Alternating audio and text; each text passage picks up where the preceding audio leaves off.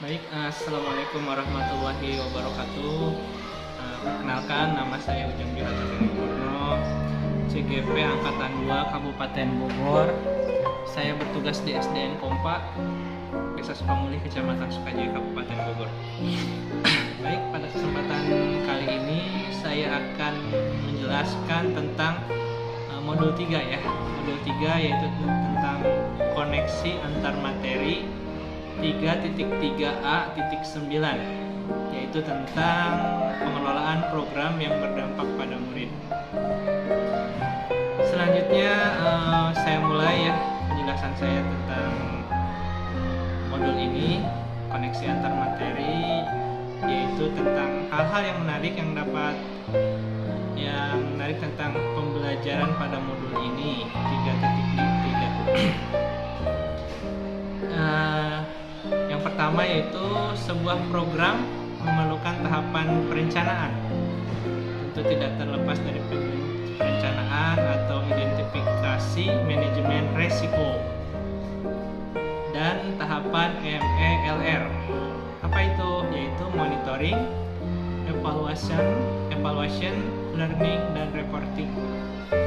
Di sini rencana program yang dibuat memenuhi unsur tahapan bagja, yaitu buat perencanaan, ambil pelajaran, kemudian gali mimpi, jabarkan rencana, dan terakhir adalah atur eksekusi. Dengan bermodalkan 7 aset yang dimiliki sekolah. Apa saja aset yang dimiliki sekolah itu? Yang pertama adalah modal manusia, kemudian modal sosial, modal fisik, modal finansial, modal lingkungan, modal politik, serta modal agama dan budaya. Ya. Kemudian kembali lagi tadi, apa itu MELR atau monitoring, evaluation, learning, dan reporting? Saya coba jelaskan ya.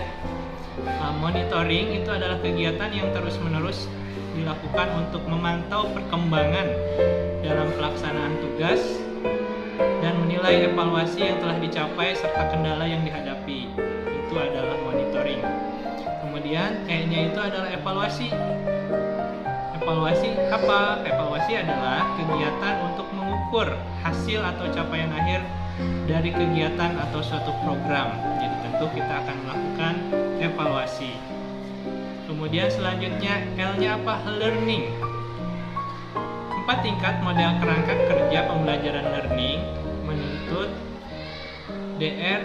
Roger Gerway, yaitu fakta, kemudian perasaan, temuan, dan masa depan. Itu yang masuk ke dalam learning. Fakta itu catatan objek tentang apa yang terjadi, kemudian perasaan reaksi emosional terhadap situasi. Ya, finding atau temuan adalah pembelajaran konkret yang dapat diambil dari situasi tersebut. Selanjutnya yang terakhir masa depan, menyusun pembelajaran yang digunakan di masa depan. Yang terakhir adalah reporting. Reporting adalah pesan yang disampaikan secara sistematis dan objektif yang digunakan untuk menyampaikan informasi dari suatu bagian organisasi kepada bagian lain atau lembaga lain untuk membantu pengambilan keputusan atau menceritakan persoalan. Itu reporting. Kemudian selanjutnya adalah kita akan mempertimbangkan manajemen risiko atau RISK. Risk.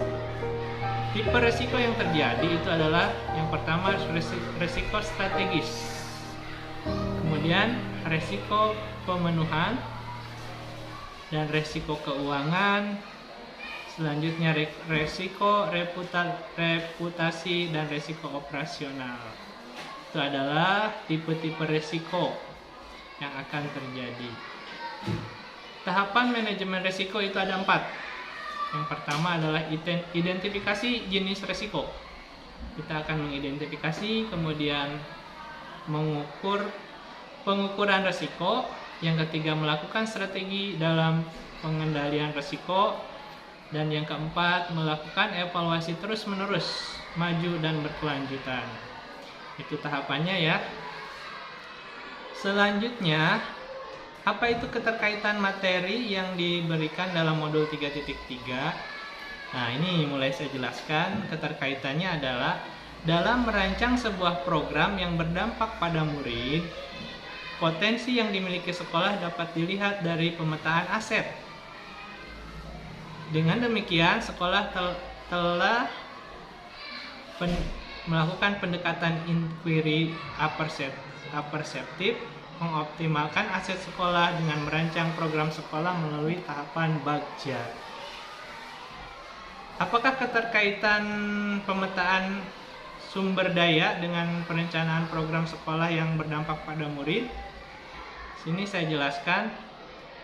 Dengan aksi nyata pemetaan sumber daya yang dimiliki oleh sekolah, maka sekolah akan mampu merancang program sekolah yang berdampak pada murid dengan mewujudkan murid merdeka belajar dengan profil pelajar Pancasila sesuai dengan tujuan Ki Hajar Dewantara ya. Adakah materi dalam modul lain yang berhubungan dengan materi dalam modul 3.3 ini? Ini tentang keterkaitan dengan filosofi Ki Hajar Dewantara, Bapak Pendidikan Nasional.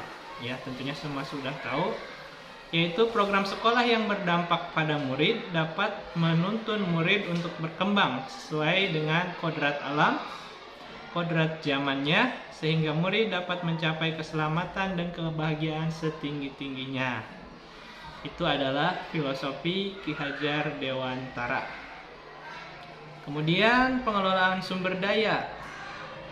Program sekolah yang berdampak pada murid dapat dilaksanakan dengan menerapkan pendekatan berbasis aset, atau istilah lain kita kenal dengan asset based thinking, melalui pemetaan 7 aset modal yang dimiliki oleh sekolah. Kemudian EI atau Inquiry Aperseptif, program sekolah yang berdampak pada murid dapat dilakukan melalui pendekatan Inquiry Aperseptif melalui tahapan bagja dan dijalankan dengan sepenuhnya dan sesungguhnya yang positif dan aperseptif. Nah, bagaimana dari semua materi tersebut ada sebagian guru penggerak ya. Jadi gini, sebagai seorang guru penggerak nantinya diharapkan akan dapat memaksimalkan segala potensi yang dimiliki oleh murid, yang dimiliki dan menentukan murid untuk mencapai keselamatan dan kebahagiaan setinggi-tingginya. Terima kasih, demikian paparan saya terkait koneksi antar materi di modul 3.3A9. Mudah-mudahan apa yang saya sampaikan itu bermanfaat. Terima kasih. Wabillahi taufiq wal hidayah. Wassalamualaikum warahmatullahi wabarakatuh.